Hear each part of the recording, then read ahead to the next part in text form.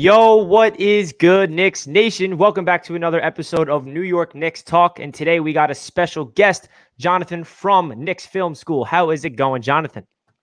It's going great. Team is on a 3-game winning streak, which I think is the longest they've had this year. I think they've said that a few times. We haven't been able to get fourth in a row.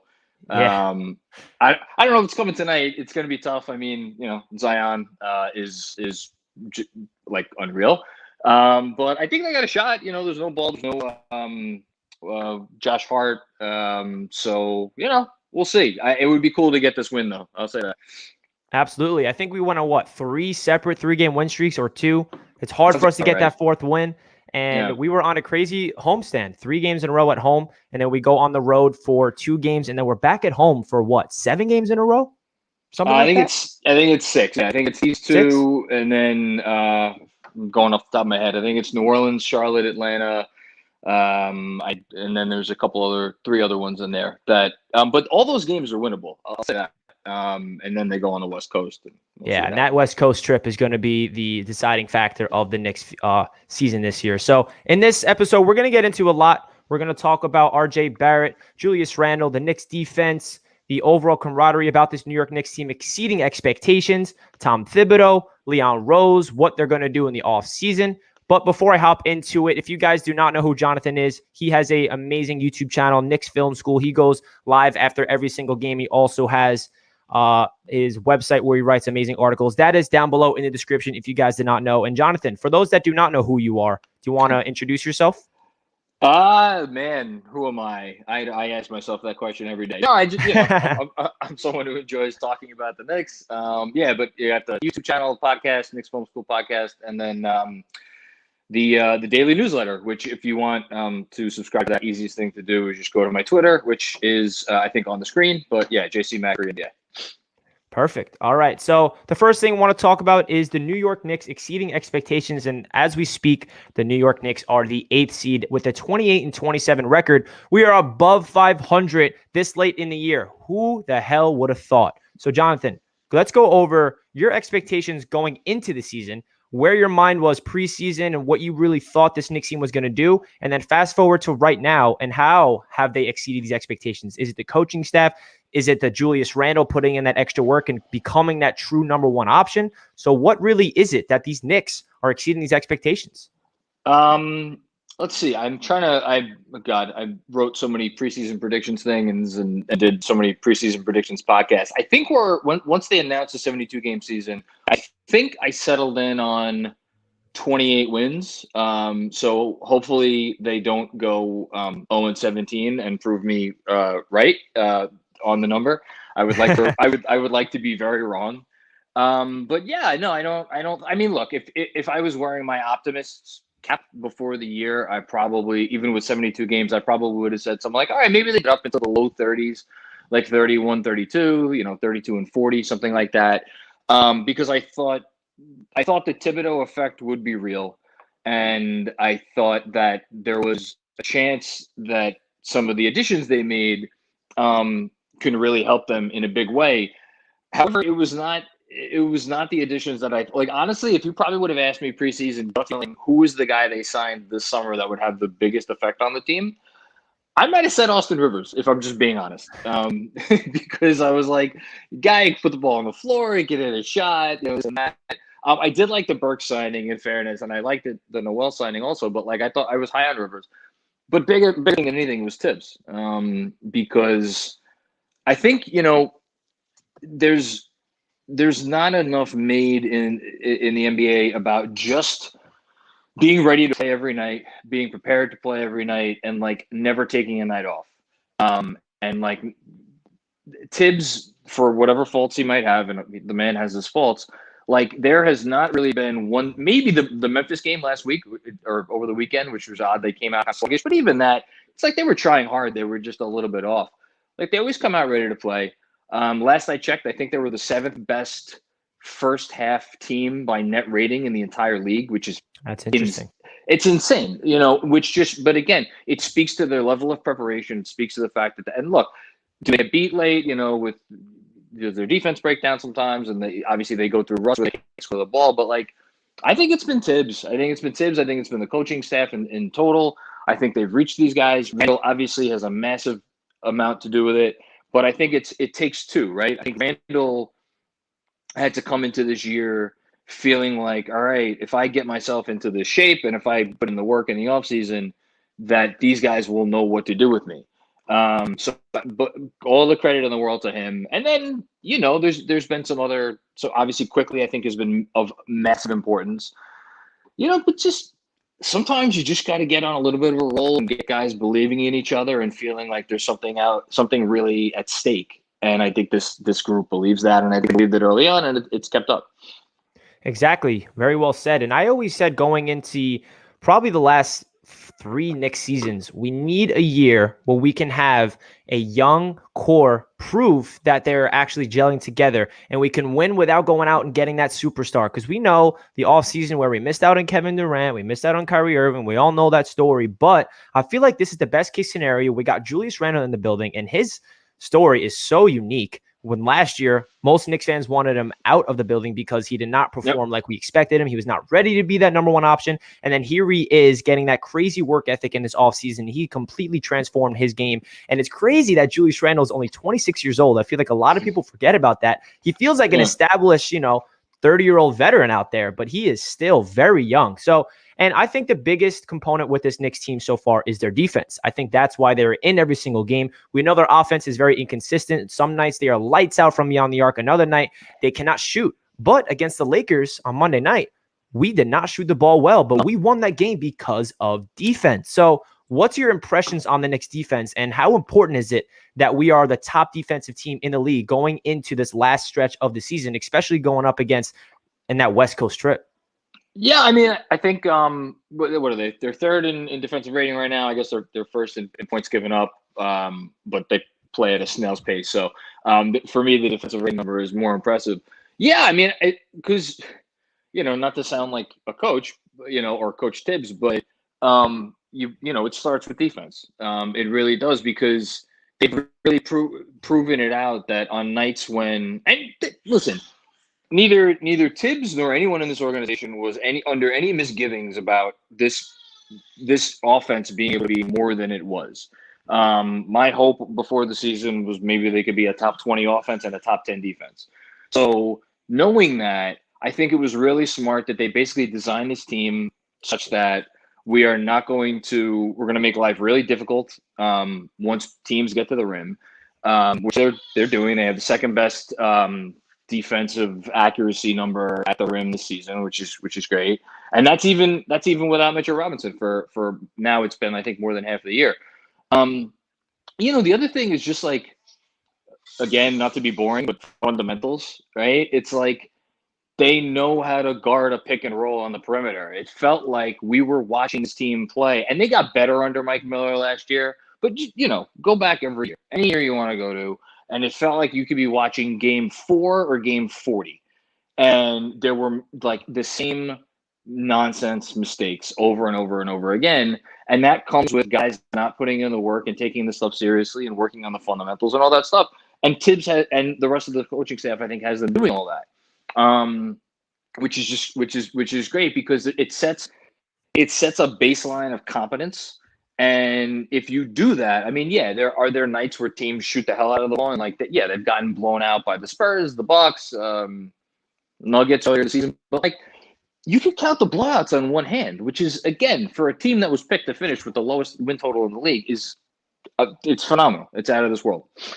Exactly, man. And I feel like the biggest component for the Knicks so far this season, especially on the defensive end, is the togetherness. Tom Thibodeau talks about that word in every single interview after every game. And obviously the togetherness on the offensive end is just as important, but I feel like they're just buying into the system that's in place. And I love that we have such a classic coach that really values the fundamentals, like you mentioned. And that's kind of a lost art in today's NBA. And for Tom Thibodeau to be bringing back these old school vibes, the half court set offenses with just tenacity on the defensive end, the communication, trapping, just switching when needs be. And the revelation of Nerlens Noel is such a big component to this Knicks team, especially because of the injury to Mitchell Robinson and Taj Gibson stepping up. I just feel like the Knicks front office set up this team with depth and the coaching staff in place with Tom Thibodeau, obviously, and the assistant coaching staff with Mike Woodson early on in the year and Kenny Payne, Johnny Bryant, it just feels like we are trending in the right direction and we have the right people in charge. And it is really refreshing because it felt like all these previous years, we went through the carousel of the coaching staffs. And like I said, I felt like we'd never had that sense of urgency where the players played together on a thread. They're moving the ball on offense. They're playing together on defense. They're playing with relentless effort. They're diving for loose balls.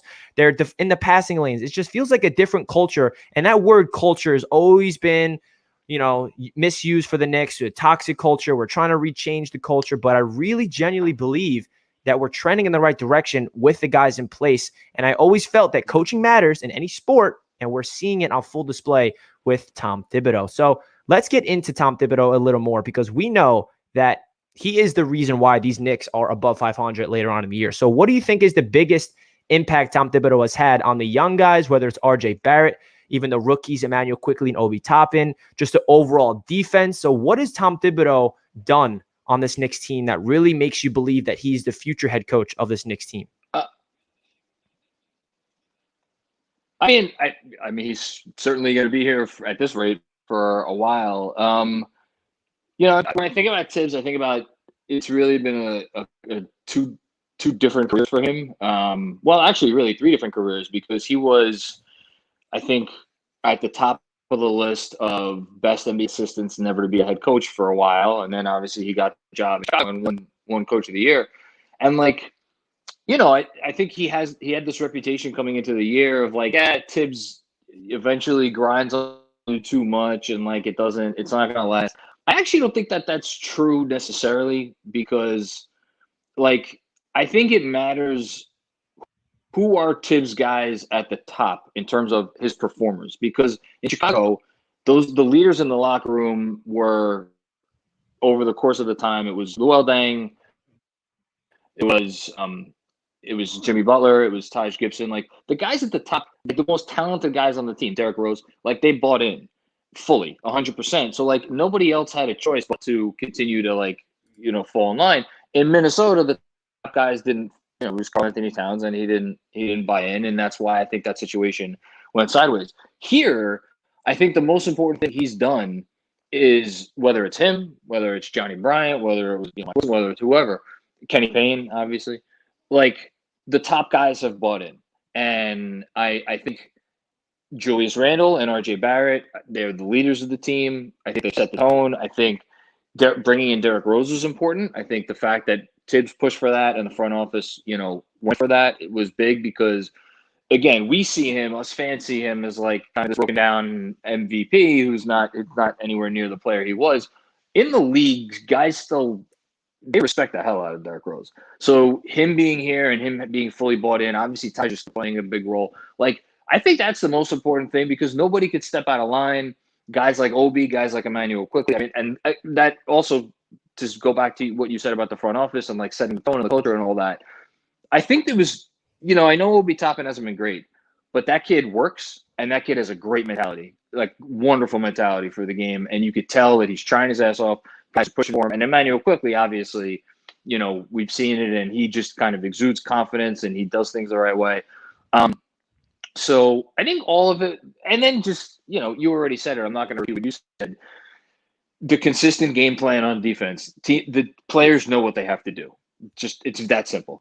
It's repeatable. It's something that yes, are we going to get beat sometimes? Sure. If somebody hedges too far into the paint and they don't get back to the opposite corner, from the strong side, there might be an open 3? Absolutely.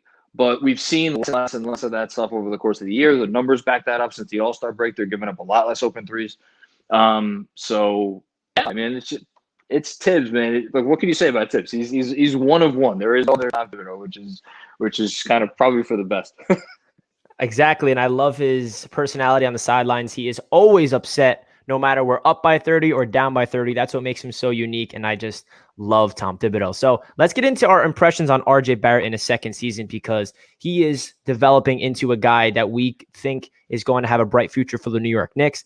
His season this year is interesting. The first game of the year, as we know, against the Pacers, he looked like he was going to have a breakout year. 3 for 3 from downtown, looked like an absolute stud. And then all of a sudden he goes 0 for 21 from 3. And there's a lot of Knicks fans writing him off saying like, nope, he's a bust. He can't shoot. The only thing he can do is drive to the rim. He's not even doing that at a level. So what is your thoughts on RJ Barrett's mentality? Because I always feel like even during his tough stretches as a rookie, tough stretches in this year, I always been following RJ since high school, and I knew that he had that next level mentality that takes you to to another level where he doesn't get too down, he doesn't get too high. He has that even keel mindset. He deals with that adversity. You see him deal with the media because you talk to him yourself.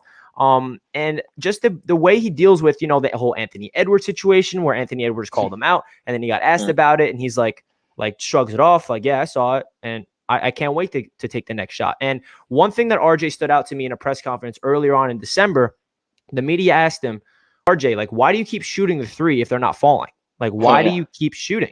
And he's like, and his demeanor was, why are you making this such a big deal? Like, I'm a good basketball player. It's basketball. Slumps happen. Like, I'm going to shoot out of it. Like, it's not a big deal.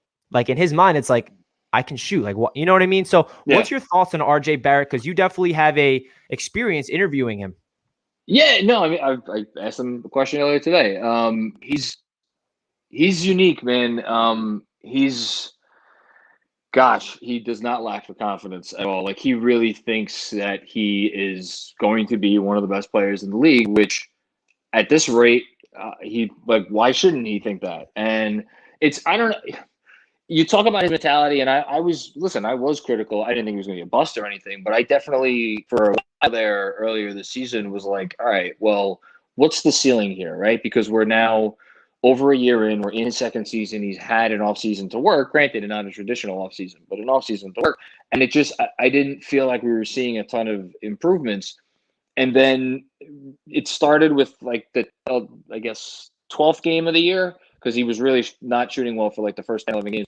And then it started to pick up. And then I feel like over the, like, since I was maybe the last month and a half, it's really, really turned around. So like the frame was always there. It's just like what was in the middle. The picture was like a little fuzzy, and now the picture is becoming clear.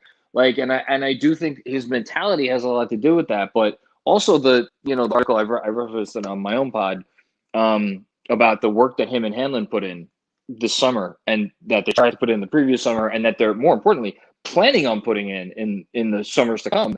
And the specific things that they want to focus on was just absolute music to my ears, because those are the things that he needs to focus on. He needs to focus on more wiggle on his way to the rim. He needs to focus on finishing. And obviously, if he could ever get some kind of an off the dribble game on the perimeter, I mean, you're talking about a player that could be like really, really, really special. We're not there yet. We're not there yet. Like, there are still nights where I don't necessarily, he helps them always on defense. There are nights where, when it's more of a chore for him on offense, like, it is what it is. The thing that I love the most, though, he has been saving his best for last. And his fourth quarter splits this year, again, small sample size, but like his fourth quarter is his best quarter. He makes like half of his threes in the fourth quarter. It's insane. And it's just like, for a 20-year-old kid to not get deterred by struggles in the biggest media market, that's like, you can, like, how many guys have come through this city and played for professional sports franchises at that age and have gone through those struggles and bounced back from it? You could, not many, it takes a special type of person to do that. I think he is pretty special. Yeah, man, especially for a 20-year-old. I always thought that the ability to deal with the adversity to be that young is next level. And that's why I feel like he's going to be great. And we saw Julius Randle, we're going to get into him next. What is he, in his 6th or 7th season? And now he's breaking out. 7th season, yeah. Yeah, he's been putting up numbers. If you look at his trajectory throughout his career, it's not like he's been putting up bad numbers, but he's been getting gradually better and better and better and better. But nobody really looked at him as a potential star. And all of a sudden, in year 7, he's breaking out, and he is now the all-star for the New York Knicks. So let's get into Julius Randle, because he is the guy that people think is the future. I think that he is somebody, in my perspective, he's a number 2 on a championship contender team. Would you agree with that? Or do you think Julius Randle has the ability to be a number 1 on a championship contending team? And do you think he's the future? Like, should the Knicks extend him beyond his contract?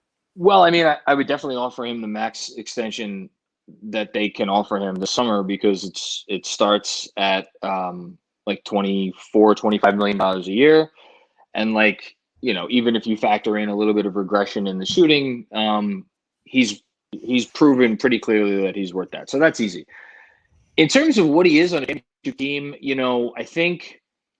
I think he's proven himself to be a top 25 player. I think you could, I don't know if I'd say he's a top 20 player. Definitely a top 25 player. So put him in like the 20 to 25 range. If you go, it depends on the year, right? I mean, last year the Lakers had 2 top 5 players and they won the championship. So, there are occasional teams like the Mavs who come along where they have 1 top 5 player, and then, the next best guy on that team was, I don't know, Tyson Chandler or Jason Kidd or someone. Like, it depends. Like, different years require different things. So I think I'll say this. I think if you put the right number 1 on this team, and I don't pretend to know who that is or where they're coming from, but if you put the right number 1 on this team, I think he's versatile enough that he could play off of guys. And I understand that might be odd to say given what his usage is and how much he has the ball in his hands. But I think when you factor in that he has shown the ability to be a really devastating player in the pick and roll, specifically as a roll man. He did it in New Orleans. He did it towards the end of his time in LA. I think that's important.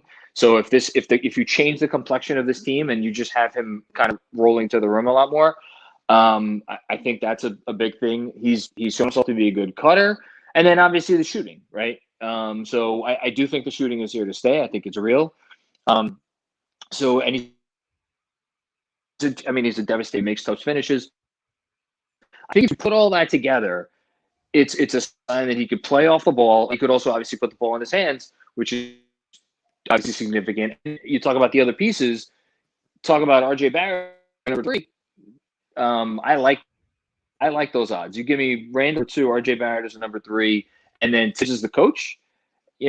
Hopefully quickly stays around to acquire their name eventually. Like, I think they have the makings, but it's as always, it comes down to who's the top guy, and I don't think we know the answer to that question yet. We do not know the answer to that question yet, and I love that. And that's funny because I'm going to ask you a question right now that might have to do with that. And who are the Knicks going to target in this offseason? Because we know that the trade deadline was they sat back. They did not make any moves. We know Lonzo Ball is going to be available. He's a restricted free agent. I saw a report today that the Pelicans do not look like they're going to match any offer, so he's potentially leaving. Gary Trent Jr. is potential target. So who in your mind do you think the Knicks should have their hindsight on to bring to New York in the offseason, to bring him to a playoff contending team next year? I would love to give you a spicy, firm answer, but it all depends on the price, right? So, like, for arguments, just okay. If you can do a sign and trade with the Pelicans, I'm just using this as an example for Lonzo Ball, where you are giving up, let's say, the 2023 Mavericks pick, or even the Detroit pick this year, which is looking like it's going to be the 32nd or 33rd pick in the draft. And you do a sign and trade, and you are signing and trading him for the right to pay him 4 years and $68 million. Hell, let's give him $72 million. Why not? So that's $18 million a year. Maybe even get him on a declining deal. That is a lot different than a situation where you're going to need to sign and trade him because, otherwise, Chicago is they're pot committed, right? They just gave up 2 first round picks. They're going to run out of cap space soon because they got to extend Levine next summer. Let's say, they're willing to give up anything. And so the Pelicans are like, all right, we'll sign and trade him to you guys. And obviously Lonzo's people would have to agree to this. But it's going to cost you this year's first round pick. And his people want him, on a $22 million a year contract. Like, those are 2 very different animals for me. And I think you can look at every potential target this offseason, and there's like no obvious, like, pay that dude the max, right? There's no, I mean, other than Kawhi Leonard, and I don't think Kawhi Leonard is coming here, unfortunately. Other than him, there's no guy that you could look at and say, like, doesn't matter. Whatever the cost is, give up anything.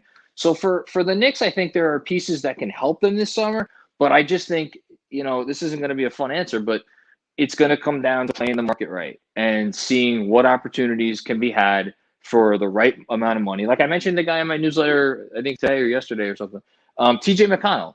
TJ McConnell is the least sexy name in the NBA. He's a boring little white dude who he can't shoot threes.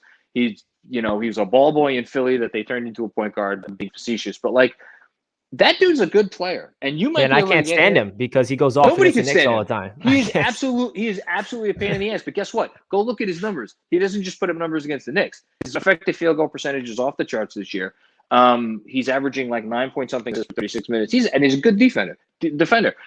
Like if that dude is willing to come here for 3 years and $21 million, I'm just throwing a number out there. Like I'd rather have him than Lonzo Ball. I'm sorry, but I would, because then you kick the can down the road and you just wait until the moment where the guy becomes available that is really going to make an impact on your team.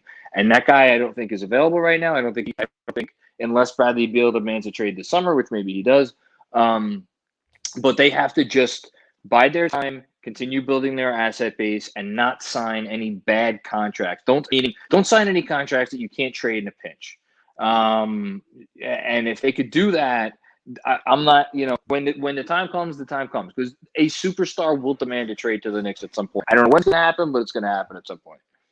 Yeah, I agree. And I have a lot of confidence that this front office is not going to make the same mistake as previous Knicks front offices. And that's what they've always been known for.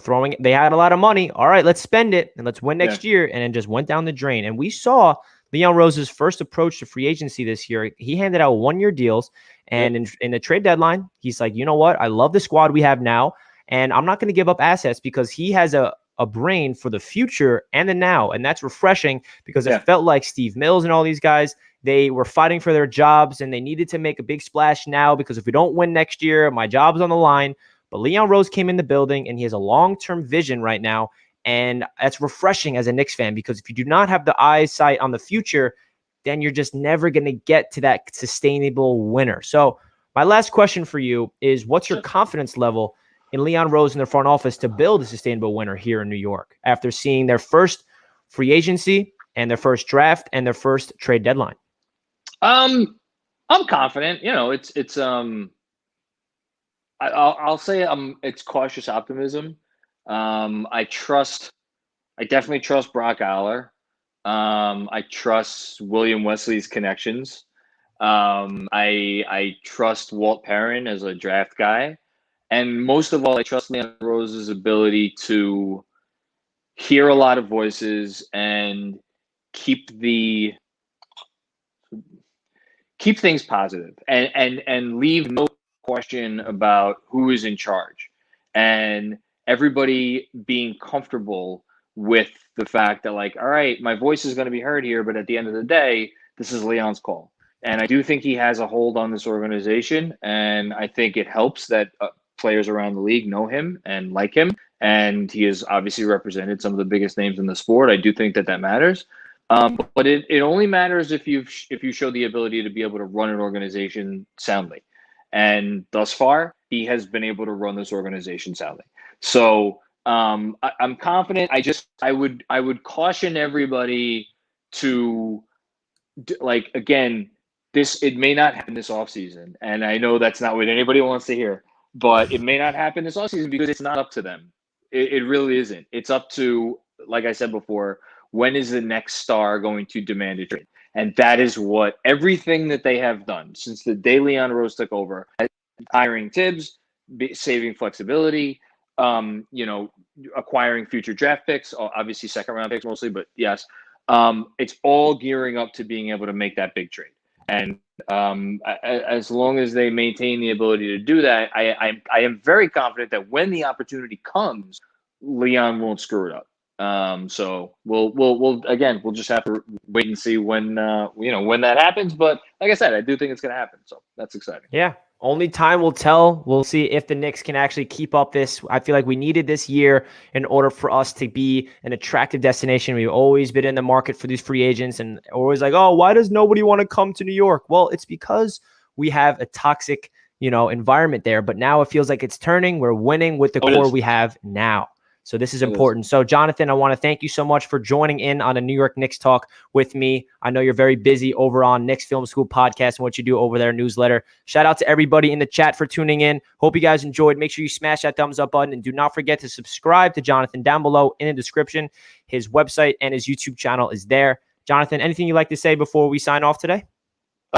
Just, thanks for doing this. I said it to you before we started recording, but like, I love coming on shows like this. You run a great show, and I'm so encouraged and happy and thrilled that I see people, especially like people a hell of a lot younger than me, getting into media and doing podcasts and live streams and stuff, because it shows not only excitement about this team, which is fantastic, but it's cool to see people getting into this, because there's a great community of people out there that all they want to do is talk about this team and think about this team and read about this team.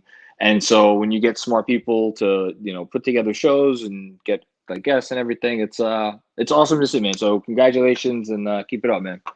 Thank you, Jonathan. I appreciate that. And once again, guys, do not forget to subscribe to Jonathan down below. You guys know where to find him. He is definitely one of the biggest names in the Knicks community. All right, guys, we'll catch you guys at our next live stream. Let's get the dub tonight against the Pelicans. RJ versus Zion.